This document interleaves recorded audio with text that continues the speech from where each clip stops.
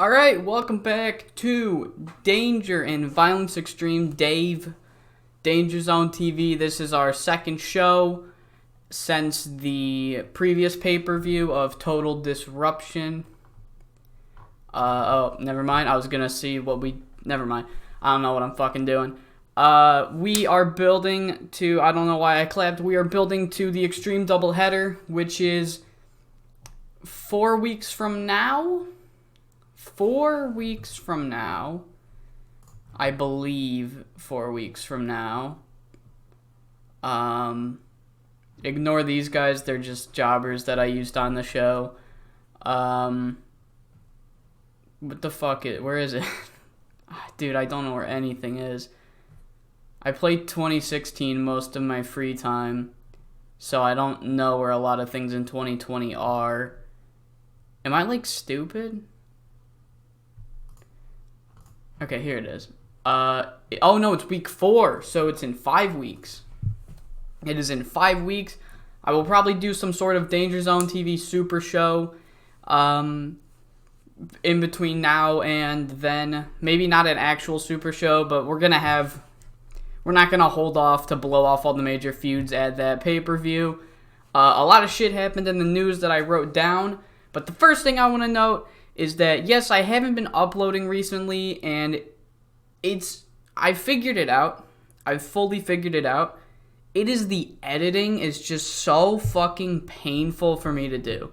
I have so little fun editing because I watched the entire video on a playback, cut some shit out, add some shit in. So my plan is to not fuck up ever in promos.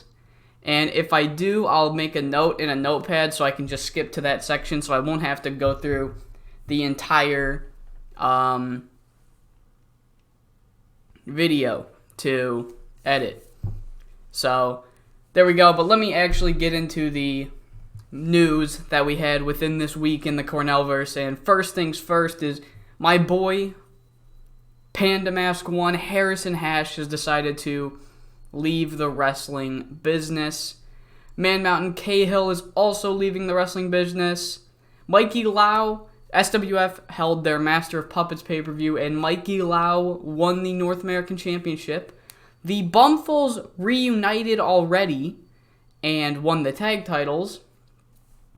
Later that week, Soul Taker said, "I'm the booker of EILL, so I'm going to give myself the major title." Flex and Pecs now both have singles titles in FCW. Robbie Retro has re-signed with the SWF. Rogue's contract is coming up.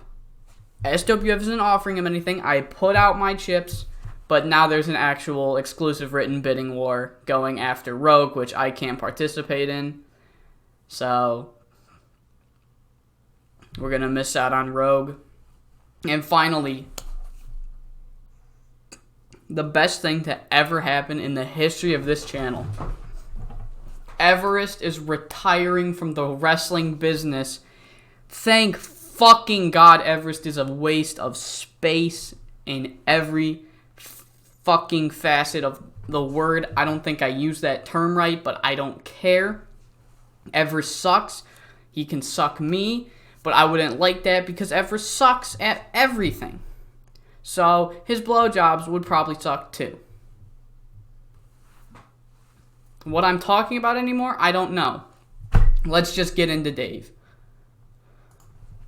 So, we open this episode of Dave with Chris Caulfield and Doug Peak. If you remember from last week, which I wouldn't blame you from not remembering because it was genuinely a few weeks ago in the real world, Doug Peak had his television title match last week against Shady K after he beat King Boone, and he talked a bunch of shit on Chris Caulfield before that match, so Chris Caulfield did a very heelish thing that we don't normally see Chris Caulfield do, and he cost Doug Peak the match. So we open this episode of Dave with Doug Peak and Chris Caulfield brawling backstage to eventually when Shady K has to break them apart. Shady K never asked Chris Caulfield for him to interfere, and he was kind of upset that he did so. Shady K is a very neutral party surprisingly, despite being a part of the Defenders, I guess, if they're still a thing. But following that, we have Dean McWade in a singles match. Now, everyone is confused as to why Dean McWade is in a singles match and why he beat Frantic Ali, but the answer is simple. His partner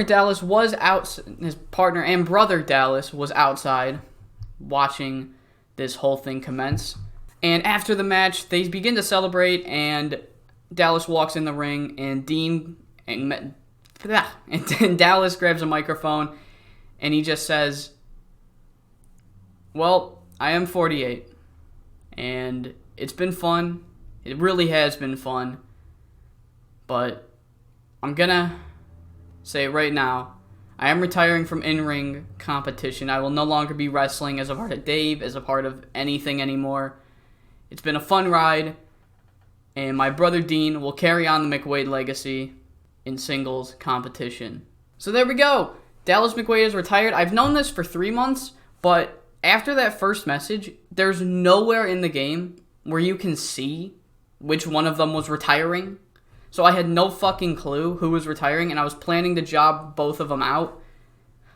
But apparently you can't fucking see who's retiring after they announce it. You'll never be able to know. So, fuck me, I guess. But Dean McWade is going to be continuing the McWade legacy, mainly because if I fire Dallas, it'll piss Dean off, and Dean does have a lot of good pop on him. Following that, we have one of the worst matches in Dave history. Java, if you remember, took Acid kind of under his wing after Acid lost, and took him backstage, and we don't know what really happened, but now they're in a tag match against 2 local jobbers who the fans clearly didn't know, but apparently liked more than Java and Acid. So, yeah, we'll have to see where this goes. We cut backstage to where Marshall Dillon and Tennessee William are walking down like a hallway or something. Tennessee's just telling him some bullshit, and then all of a sudden Tribal Warrior just comes up. Tennessee's like, fuck that. He bolts the other way. Tribal doesn't run after Tennessee. Marshall doesn't run with Tennessee. The two just stare each other down. Just stare each other daggers right in front of each other, and the segment cuts off. We don't see it. Fades to black. Following that is the Toma Bradford Peveril match, where Bradford Peveril last week set the challenge out to Shady K, who is still not giving even him the time of day. These two don't seem to click, which is fine, but decent rating match for 2 recognizables. But after the match, Bradford Peveril is not fucking playing anymore. Bradford Peveril grabs a microphone, and he's like, alright, Shady K, I tried to be nice about this. I try to be nice about a lot of things, but I always kind of end up being a dick about it, and I really don't want to do what I did with Java. So Shady, you better fucking answer my challenge for your television title, or else. And that's all he says. No one knows what the or else is. Shady K hopefully answers for, I guess, his sake. Up next, we have Flex and Pecs backstage. If you remember last week, which I'm going to be saying that a lot because I'm going to be recapping because it's been a big break. Hopefully I'll be able to upload this more frequently. So yes, last week, Flex and Pecs were talking all this mad shit to Frankie Perez and Akima Brave, and Frankie Perez and Akima Brave promptly beat the shit out of them. So this week, Flex Garcia and Pecs Jimenez were going to face the Defenders in a non-tag title match. However, Flex is still, quote-unquote, feeling the injuries of that match. He's got an ice bag on his head. He's got, like, a fucking thermometer in his mouth. And he's just telling Pecs, he's like, go out there and give Frankie Perez the business. What does that mean? I don't know. Nobody else knows. Pecs, for all I know, might not know. But he's like, yeah, okay, got you, Flex. Give him the business. And, damn it, I forgot about the too long given our audience thing. I wanted this match to be a fucking 5-star classic, and it was pretty good, I guess. It's great wrestling and good heat. I guess 20 minutes is too long for our audience. I'm going to have to remember that. So Frankie Perez and Pecs have an absolute 20-minute war, and it's back and forth, and Akima Brave was at ringside this whole time. See, Flex was not, because he's maybe injured, and Frankie has Akima. So Pecs he's not really cheating, he's just trying to do bullshit, and Akima Brave keeps stopping it. And that's the story of this match. Pecs can't really use his slimy tactics against Frankie Perez, and Frankie Perez picks up the win. After the match, Pecs does indeed try to give him the business. Again, he doesn't get very far because Frankie Perez and Akima Brave promptly stop him and stomp his legs in. But, he tried. That's more I can say, and that was our main event. But following that, the boy, King Boone, comes down to the ring, flanked by Suzanne Brazel and Top Dollar, and King Boone's just in the ring like, hey, I'm King motherfucking Boone. Pablo Rodriguez is a fraud, he's a fake, he's a phony, ain't nobody like him. He's just talking all this mad shit. Eventually, all of the Bible bashers come out. Pablo is furious. He steps up to King Boone. He says he's going to beat the shit out of him. So it's just a long back and forth between the guys, and it somehow ends with King Boone threatening to beg to Phil Weber to give King Boone a title shot, which Pablo knows Phil Weber may actually give King Boone because Phil does not want Pablo to have the championship. So Pablo gives King Boone a proposal. He says that if Saeed Ali can defeat Top Dollar next week, he can get a title shot.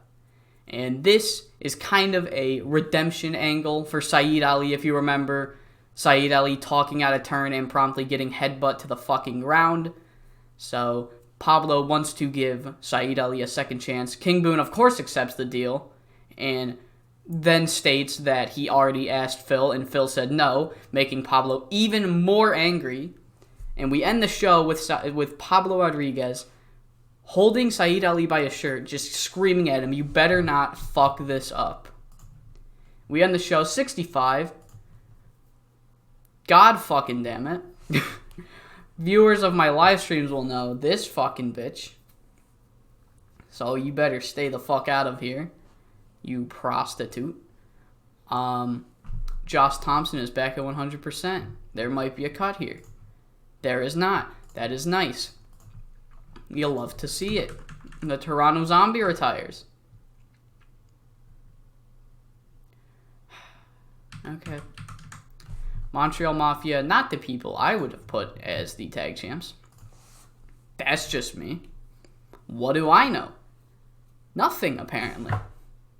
What am I on about? Again, I don't know.